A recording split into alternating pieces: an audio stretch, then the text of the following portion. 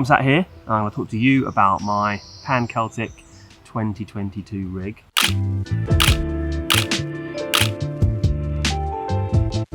As you can see, it's a very understated pink Specialized Diverge, and it is the 2019 X1 carbon. So had it for about 3 years and had it in all sorts of configurations leading up to this point, and over a bunch of rides in the last 18 months I've been trying to dial in what works best for me on road ultras and endurance rides.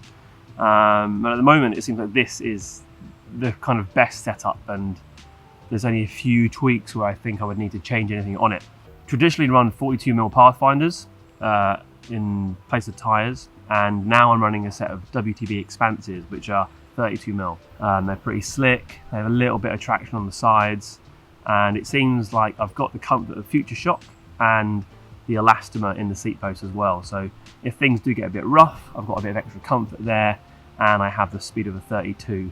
That's how I'm rolling. And then drivetrain wise, I've still got the Praxis Works Xanthi carbon cranks, and what I've done is I've got an Apex rear derailleur, which SRAM stays up to 42 limitation on the biggest cassette ring, but I'm running an E13 9 to 46 tooth cassette, so I'm going to spin a lot easier up the hills and hopefully give my legs some respite, and so I can go longer into the night if needs be.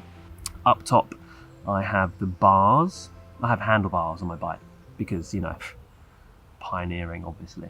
But yeah, they're S-Works shallow drops in 42mm wide. I've got a set of Profile Design 25-45 TT bars in carbon that have been cut down to the perfect length for me, so I can get my thumbs over the top and sit nice and high. As you can see, there's a 60mm riser there, so I'm not going to be straining my back with leaning over too far and putting too much pressure on my lower back, which then kind of compounds into your legs and everything else. So really comfortable and super versatile as well.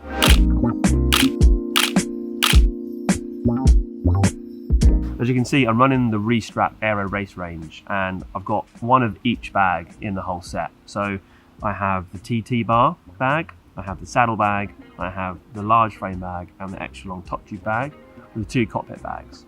And now one of the cockpit bags is out front, so when I'm on the hoods or the TT bars I can just dive in on the front side. Also keeps... Why did you turn off? Why would you do that? I was just flowing. I was flowing. But yeah, up front I'm going to be stuffing all kinds of savoury snacks in the right bag, and in the left bag I have my suntan lotion. Or should I say sunblock? I'm not looking to tan. I'm not tanning on the race on purpose, but you know, you cycle, you get great tan lines. Guilty. What I'm looking at is putting in lube in there and some sealant as well. In my top tube bag, I have got all kinds of sweets. Homemade flapjacks, energy bars, things that are just calorific and full of sugar, basically.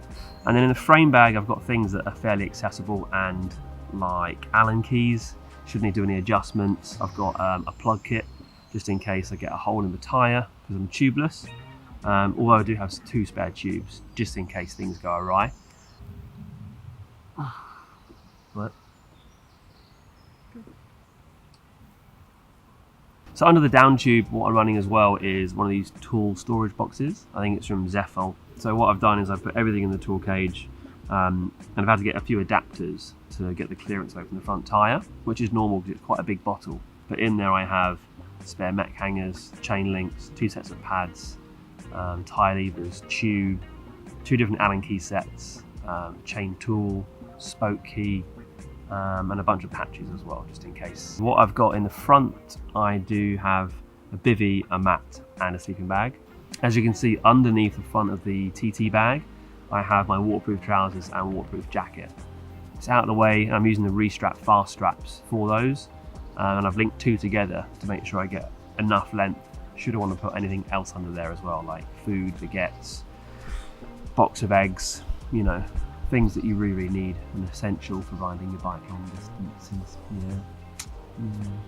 Then on the rear, I just have a change of clothes. So I always carry a spare bib, since realising the error of my ways on Atlas, because I only had 1 pair of shorts, and I took long leggings as well, which was just ill-advised, didn't need them. But in that bag, along with the bibs, I have waterproof socks, spare pair of socks, a gilet, a warm jacket, just in case things drop.